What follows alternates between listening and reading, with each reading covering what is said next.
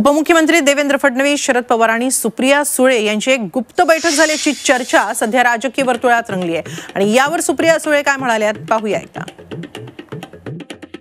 3 तारखेला रात्री उपमुख्यमंत्री देवेंद्र फडणवीस आणि तुम्ही आणि शरद पवार यांनी एकत्र भेट घेतली अशा चर्चांना फार उधाण आले. याबद्दल काय सांगाल नेमकं? साधारणतः याची सोशल मीडियामध्ये खूप चर्चा आहे की तुम्ही दोघांनी मिळून 3 तारखेला तुम्ही बारामतीच दौरा होता 8 वाजेपर्यंत.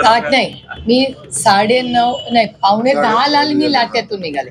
बरोबर 9:45 वाजता मी लाट्यात होते. बरोबर बारामतीत तरी 8 वाजे. बारामती नाही, मी लाट्यात 9:10 होते.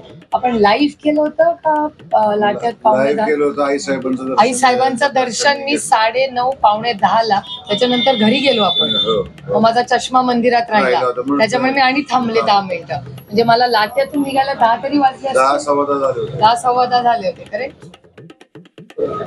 आणि माझं तुम्हाला माहितीये, माझं सगळं लाईव्ह फेसबुक सगळ्यावर असतं.